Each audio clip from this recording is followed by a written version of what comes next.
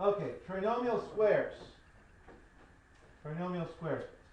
Basically what we're looking at, when we square something, like I have a plus b squared or a minus b squared. This is something we talked about in chapter 5. We multiply that out. Basically what happens is I get a squared plus b squared, and the middle term is twice the product of the two. So I go a times b times 2. So it comes out to 2ab like that. That's a trinomial square. This comes out as a squared plus b squared minus 2ab. Again, this is what we did in chapter 5. We started with when we square our binomial, we end up with a trinomial square. In section 6.2, what we want to do is be able to recognize that if I have this, I'm going to end up here.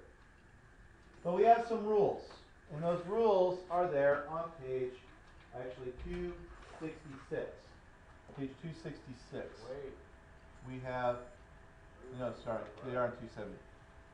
On page 270, there are 3 rules. Don't stop. Hey, what do we write there? I said on a separate sheet of paper. So, rule 1. Rule 1 is there on page 270. It says 2 of the terms must be squared.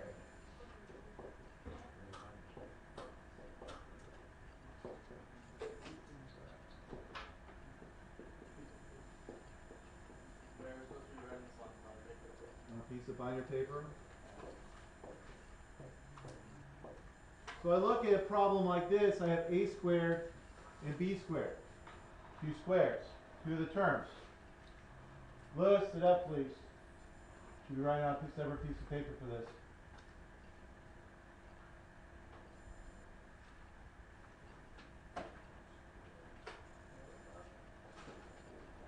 Rule number 2. There must be no minus sign before the a squared or b squared.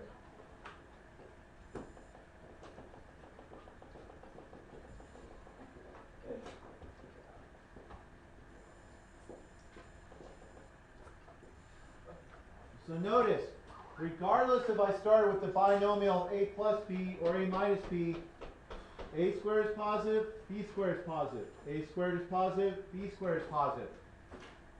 There must be no minus sign in front of the square. And the third rule is if we multiply a and b and double the result, we get the third term.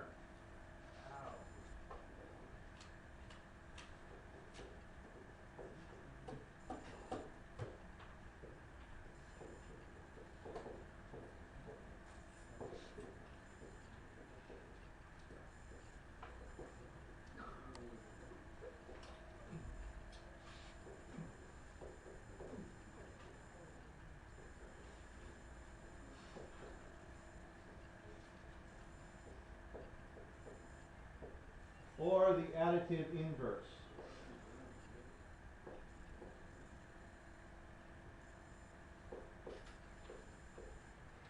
All right, so our 3 rules. 1, they're squares. 2, there's no minus sign in front of the squares. 3, the middle term has to either be twice or negative twice the product of the other 2. In other words, I take a times b times 2, I get that value. So if we were looking at something like this,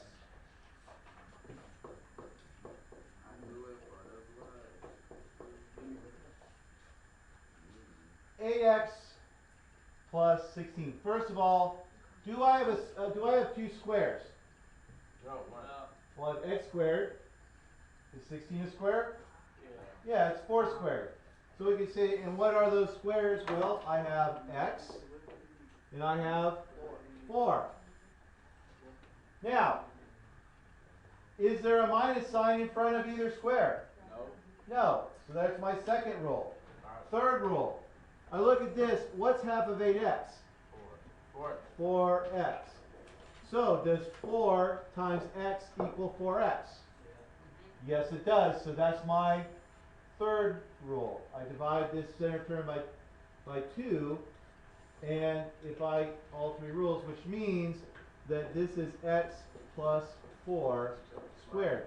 If this is a plus, it's a plus. If this one's a minus on the middle term, it'd be a minus. So if this was x squared minus 8x, it'd be x minus 4. Alright, this is how you recognize them. Now, this is a special pattern. Remember, you have to apply these three rules, and part of the homework is applying these three rules. If you can't recognize it, then you would just do what the rest of the lesson's about, is factoring trinomials. Okay, factoring trinomials. Now, first and foremost, when we factor trinomials, always try to get it to its lowest common denominators. In other words, if you can factor something out in all these. Basically, in most of the problems today, our x is going to be 1. That's the whole thing for today. So we're back to the notes. We are going to be using what's called the diamond method. Now today, we're doing the standard form of a trinomial that we're doing. This is a quadratic. It's a squared plus bx plus c. But we're going to do all of these where a is 1. Keep in mind, everything we do today, a is going to be a 1. We'll get the more complicated ones later. Guillermo. Now, this is called the diamond and box method. Now, the reason it's called the diamond and box method, even though this doesn't look like a diamond, does it? It's because we really can't draw the diamond in. What we would really do is have this. Yeah, no space to write that. Where it's the diamond. I realize that, but I'm showing you why it's called the diamond and x division. You don't need to draw a full diamond. You just need this x. Okay, but the reason it's called a diamond is this. Now the box method, this box. Basically what we're doing here is the opposite of the box method that we learned in chapter 5. Remember in chapter 5, we learned something like this, where if we had a binomial, say x plus 3 times x minus 4, we would go x plus 3, x minus 4, then we get x squared, 3x, negative 4x, negative 12, and now it come out to be x squared minus x minus 12. We learned this last time, but what we are going to do today is go the opposite direction. We are going to learn to fill in the boxes, and from that, go the other direction. So we're taking the box method we learned in chapter 5 to take a binomial and turn it into a trinomial to multiply. Now we're going to use that same box to go the opposite direction. So we have some steps. So first of all, we are going to factor x squared plus 9x plus 20. So the other thing was just another way to do this? Another thing you just showed us? I'm reviewing from chapter 5, the box method we learned to multiply. Remember, we learned really 3 ways to multiply polynomials. We learned FOIL, which works for 2 binomials. We learned the box method, which could work for any polynomial. And we learned the multiplication method, where it's kind of like the old, you put one thing multiplied by another, stack them up and things like that. So we had 3 ways. So I'm just showing you that that's we're going the opposite direction. So, we are here in section 6.4, and we're doing more graphic method. So, first of all, if you can take out a common denominator, take it out. Is there any common denominator between x squared, 9x, and 20? Is there any common denominator there? No. So what we do, first, you say, now, is there a number right there next to the x squared? There's a 1. We basically take this number, multiply by that number. Multiply by that number. So 1 times 20 is 20. And I put it right there. I take the number of the middle term and I put it on the bottom.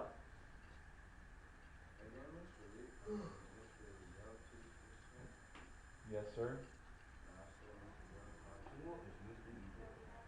Now, also you can put in the box, the x squared is going to go here, and the last number is going to go right there. the thing is, we don't know what these two boxes, that's what the other two parts of our diamond are. So that's step one, we're going to do that. So here, so this is what we did in step one, in red. So in red is what we did in step one. Step two, what we want to find are two numbers, this number and that number, that multiply to give me 20 and add together to give me 9. Now I know some of you probably see it right off the bat, and that's good. But we want to show the whole procedure so when you get to ones you don't see right off the bat, you know what to do. Yeah. Now we want to factor 20. We want to put all the factors. Remember we did that last time. Well, what's one factor of 20? 5 times 4. Well, we have 5 times 4. Which is 10. It could also be negative 5 times negative 4. I want to mention that because although it's a positive now, we really have to worry about negative ones this time. But if this was x squared minus 9x, we might have some, might have to look at the negative factors. Okay? We could also have 2 times 10. We also have 1 and 20. Now what you're going to do is just add those together. We know all of these. We know all of them multiplied are going to be 20 because that's what we factored.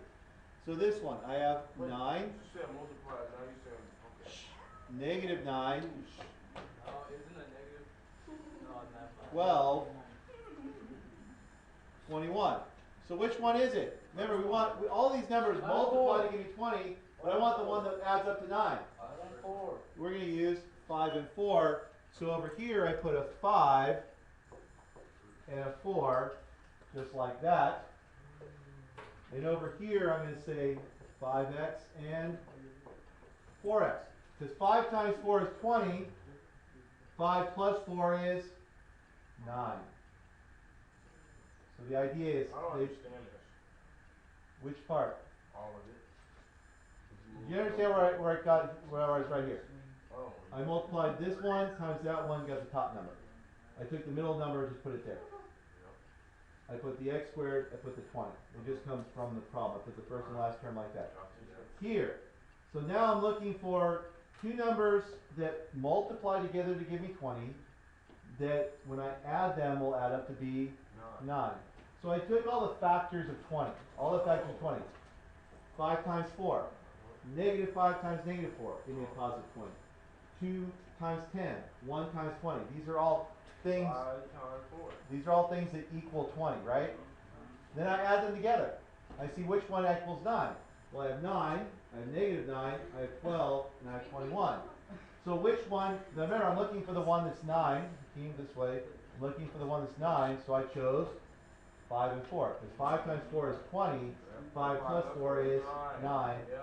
And so we put the x, so this becomes 5x and 4x in the other box. Alright, so we're moving on to step 3. So from step number 2, you don't have to write all these steps out. Guys, remember, we're showing step by step for the first one, but we don't have to do every step after that. 1 minute.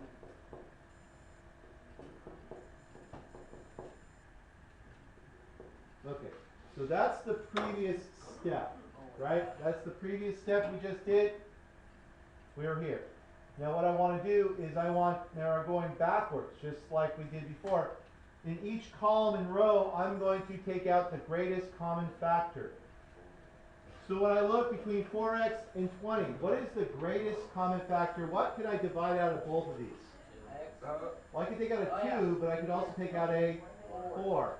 So when I divide, so I can take out a 4, because a positive 4 out of both of those. X squared and 5x, what's X. I can take out an x. Okay. X squared, or x squared and 4x I can take out an x. 5x and 20 I can take out a positive 5. What I'm doing is each column and row, I'm taking out the greatest common factor for that row or column. It looks a lot like that box method, doesn't it? We started with x plus 4 and x plus 5 and got this part.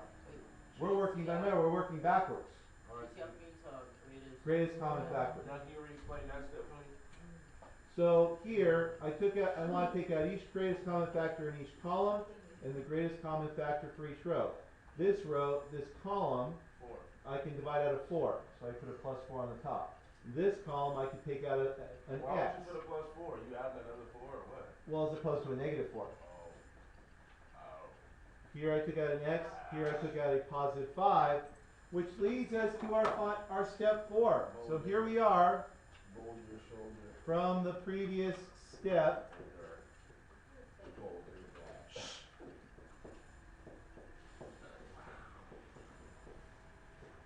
Okay, so this is the previous step. So now all I'm going to do is make those into 2 binomials. I have one binomial, Slow down, please. x plus 4. I'm even filled in a pocket. This is the previous step. Now what I have in red, and maybe let me change this over here to blue. Just so you realize this is the step we're on. Okay, so all we do is we take, there's one binomial, x plus 4. There's the other binomial, x plus 5. Remember, in chapter 5, Guillermo,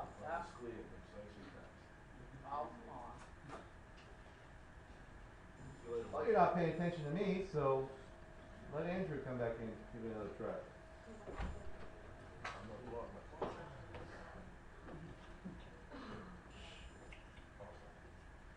Remember, in chapter 5, we started with this and ended up with what was in the box. Here we end up with what's in the box, and it gives us our binomial.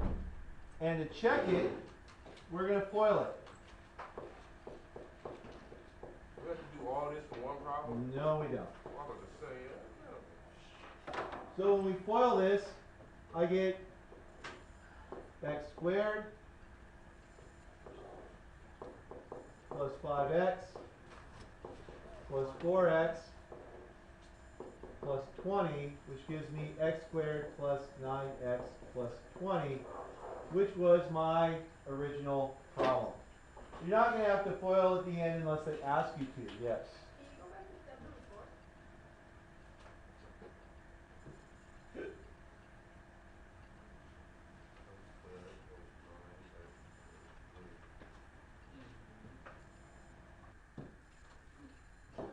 We would have a problem like this. Milky Way. I'm just hungry. I want to. Okay. Remember, we start here, this is a 1, so we multiply the outer 2 coefficients. 1 times 48 is 48. We put the 14 down here. You're going to make your x, you make your diamond. You make your diamond. So, over here, we're going to have our factors. What numbers factor to give me a 48? What two numbers can I multiply? Remember, Are they doing construction on your wall outside? 6 and 8. 6 and 8.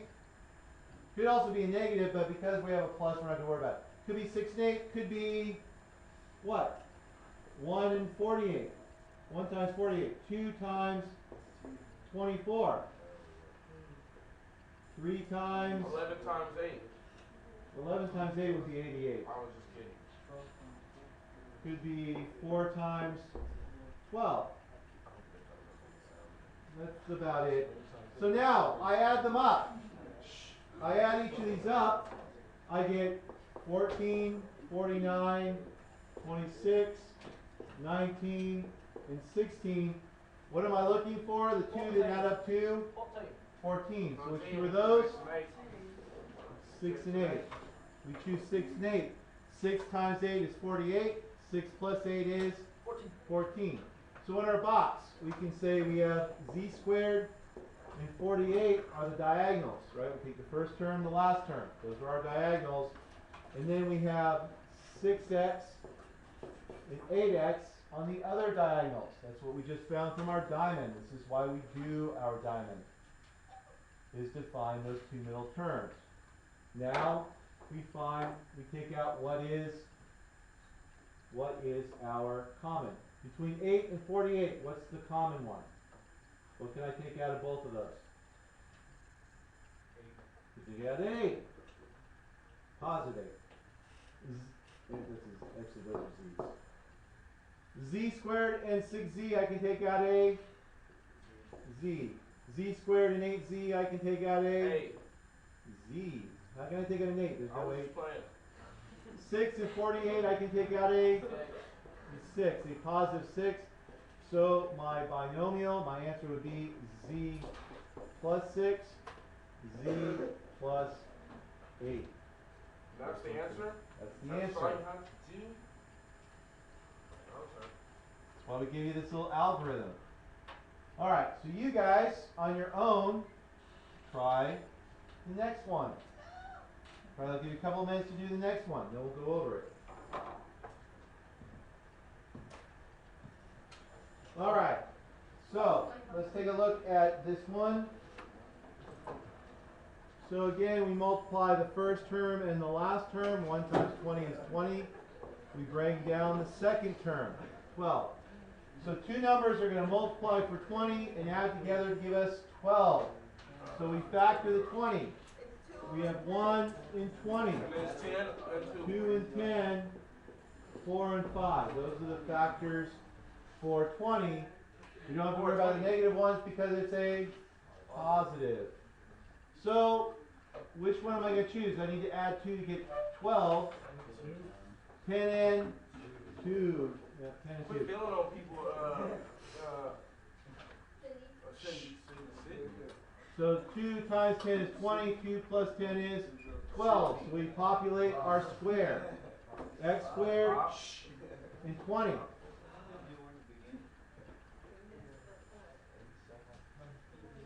X squared and 10 and 20 come from our original problem. I have 2x and 10x. And it doesn't matter which one you put it into as long as you have them in there. So now, what can I take out? 10 and 20, I can take out a 10. What's the date today? X squared, 10x, I can take out an x. 2. 2 and 20, I can take out a 2, positive 2. So I ended with x You plus. told me to take away. 2 plus 10. What problem are you doing? Wait, you told me. Oh, but I ended up with the same answer. You took out 12. No, you put it in make it different than I did. You put the 2 up here, the 10 down here. I said it doesn't matter which way you do it. And then It comes out why the don't same. you have a 12 in there, but I do? Because you shouldn't have had a 12, it should have been a 20. Why would I have? So you put the 12 and not the 20. The two numbers are supposed to be the x squared and the 20 like this. But I still got the same answer. Makes no sense.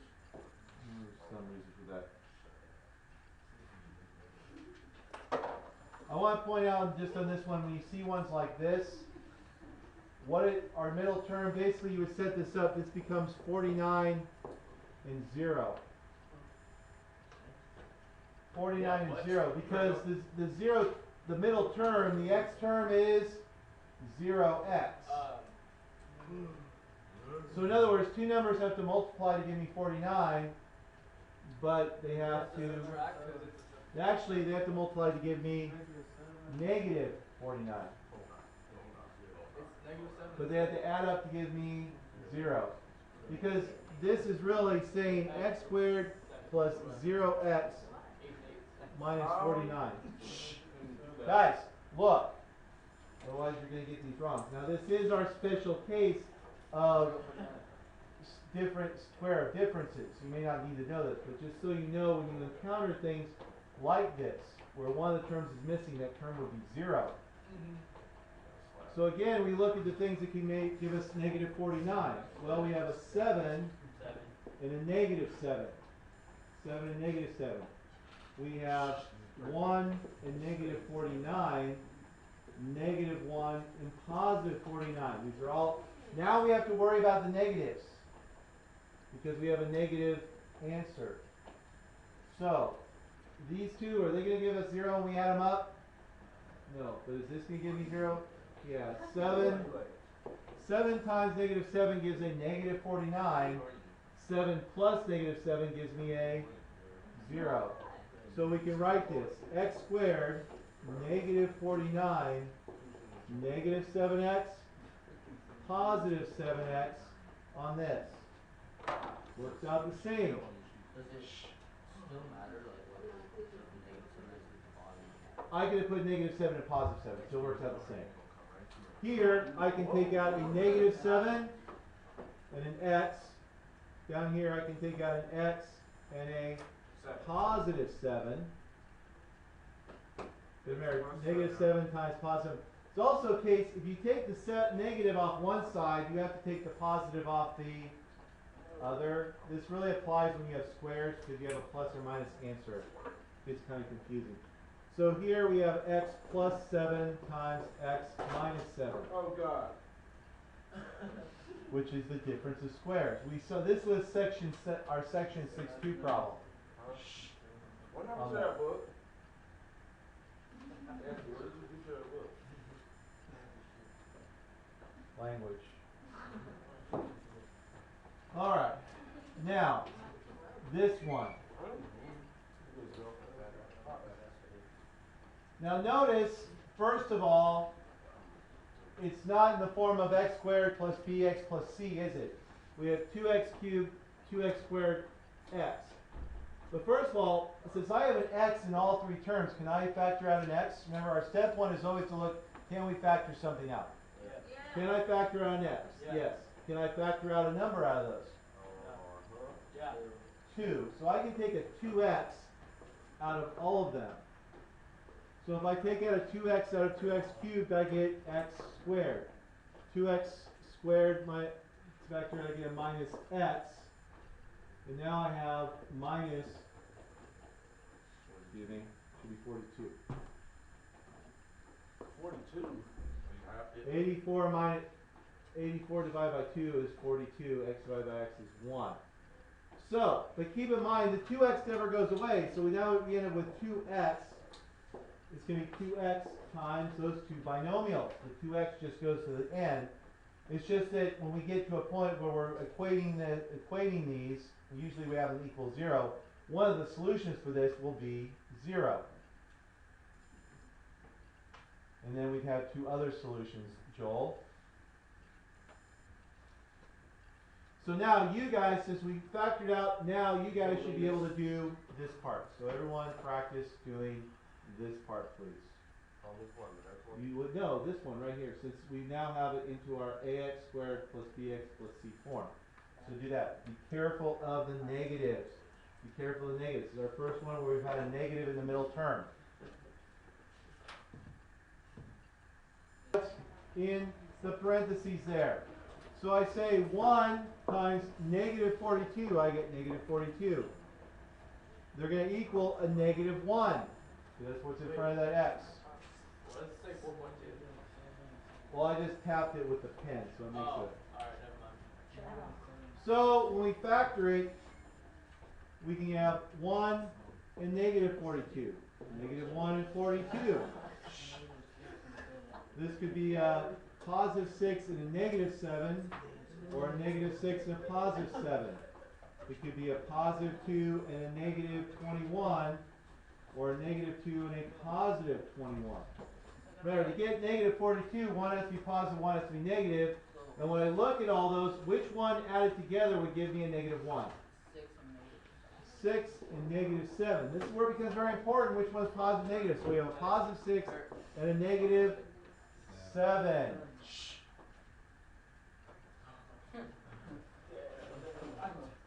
So we have x squared, negative 42. Positive 6x, negative 7x.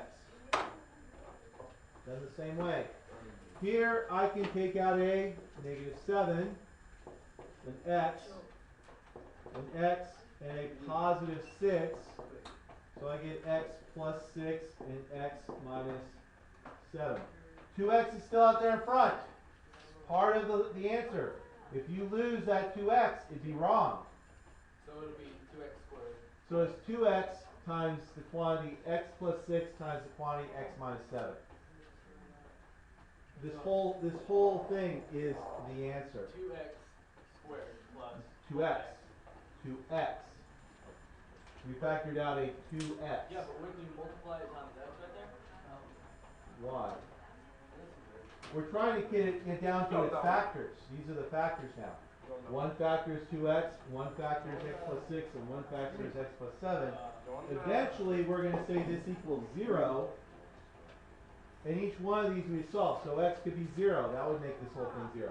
If x was a negative 6, it would make the whole thing 0. Or if x was a positive 7, it would make the whole thing 0. So x could be a 0, a negative 6, or positive 7. These also represent if you were curving this. These are like the places where you get to the highest and lowest points on the curve. Like this type of curve usually has like goes up, down, down. It has several places where it comes to a maximum and things like that. That's what this gets. Eventually, when you guys get to algebra 2, this is where this starts coming into play, graphing it. Move one over. Because it makes me happy. Cindy, if you're done, you can go back to your own seat. Why does everybody keep calling her Sydney? Is that her name? Cindy. This one just confuses people. Alright. So this is one like the one we just did. Guys, this is one we just did, where you have to factor something out first. So factor it. Get that first factor, that's step 1. And solve to get into its different parts, please. Yes, sir. In a second. Yes, sir. Yeah, I know, I did that on purpose. It just confuses people. What happened? So, remember, we divided out the 2, but remember that 2 does not go away. It is in the final answer. It is part of that final answer. Oh. I've seen that.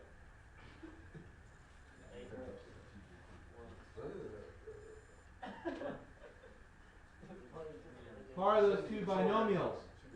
So, we're only worried about what's in the parentheses. So, 1 times 26 is 26. Middle term is 15. Silence. We get a whole lot more work done if you're quiet. Now, 2 numbers multiplied to be at 26, we'll add to get 15. So again, we factor our 26. We have 1 and 26. I'm not going to worry about the negative ones because it's positive. 2 and 13. Well, that's all the factors we have for that particular one. So 1 plus 26 or 2 plus 13? 2 plus 13. So I get 2 and 13. 2 times 13 is 26. 2 plus 13 is 15. So in our box, remember the first diagonal is always going to be the x, whatever the x squared term is, and the coefficient term in the end. 2x, 13x. Again, it doesn't matter which one is in which box as long as they're both there. We factor out. I can factor out a 13. Where did the x squared come from is what I want to know. Wow. I understand. That makes sense? Alright, so I can factor out a 13 from both. Over here I can factor out an x. Here I can factor out an x. Here I can factor out a positive 2. So I get x plus 2 times x plus 13. Don't forget that 2 that you factored out in the beginning is still out there in front.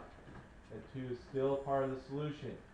Because then if you FOILed it back and distributed that 2, you would not get the same answer if you forgot it.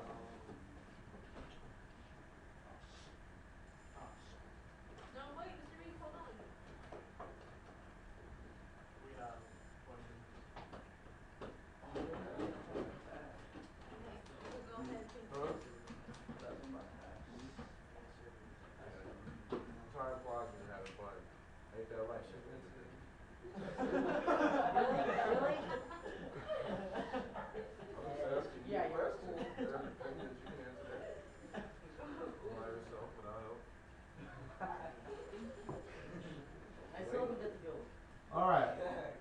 that one. Yeah, he's not gonna be, This is the very last problem of the second column. We skipped a bunch of them. This is the very last one in that column. The very last one. Yes, sir. Don't there have to be two square numbers in each of these? That would be the special case of doing the thing we did at first, which is a special case. Basically, this is the other. What we're doing now is the other 99% of problems.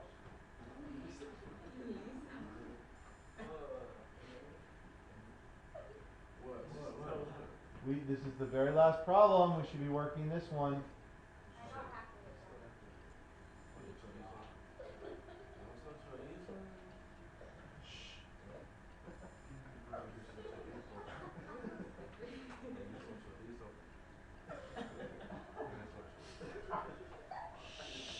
Team out.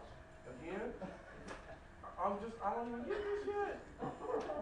And dancing around, distracting everyone else, keeps them from getting it. Well, when I finish, can I go out? No, you can take it with you and finish. How? I don't know how to do it yet. I guess we shouldn't have been dancing around, distracting everybody. You call this a dance? I'll show you.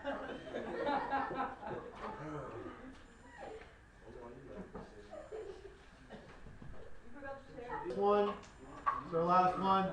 1 times negative 18, we get negative 18. Negative 7. So 2 multiplied, give me negative 18. Negative 7. Lewis, sit down. Lewis, sit. No, you sit down. And you can continue on to Mr. Calderon's office. So why don't you take it out of the garbage, go sit down, because you shouldn't have been out of your seat at all. The answers are negative. No, what's the difference? Wait, So negative, you can have your attention for that. Hey, Okay, so 1, negative 118. 1, gentlemen.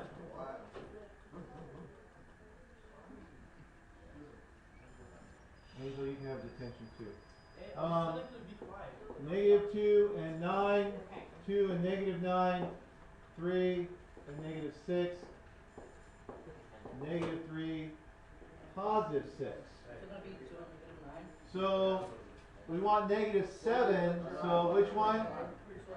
2 and negative 9. Positive 2, negative 9. 2 times negative 9 is negative 18. 2 plus negative 9 is negative 7. X squared, negative 18. Positive 2x, negative 9x. Yes, sir. You have a question No, about I was going to tell you what the answers were for the two sides. Alright. So when we do this, I can take out a negative 9, an x, a positive 2. So I get x plus 2 times x minus 9, like that.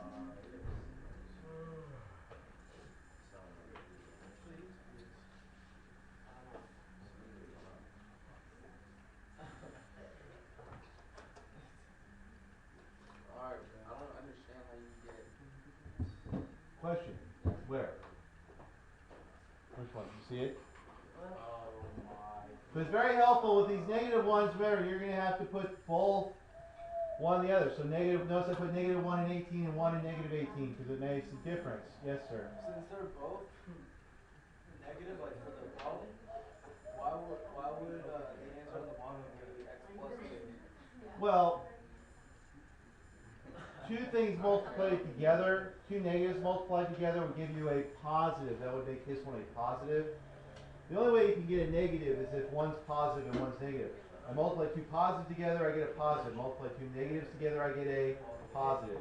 So I know that one has to be a positive and one has to be a negative.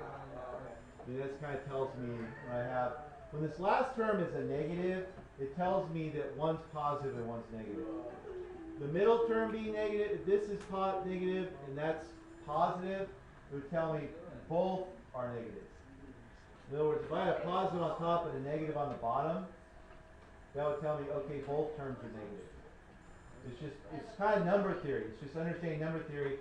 If the one on the top is positive, and this is positive, they're both positive. Positive and negative, they're both negative. Negative and negative, one's negative, one's positive. Negative, positive, one could also be. In other words, if they have opposite signs, it means one's negative and one's positive. So this middle term could be a positive or a negative and still end up with this kind of net answer. In which case, if we had x minus 2, x plus 9, this would have been a plus 7. But a negative 18. But again, it's all part of number theory. This is all part of number theory. Understanding when I multiply negatives together, what am I going to have as an outcome? What's wrong with your mouth? Look.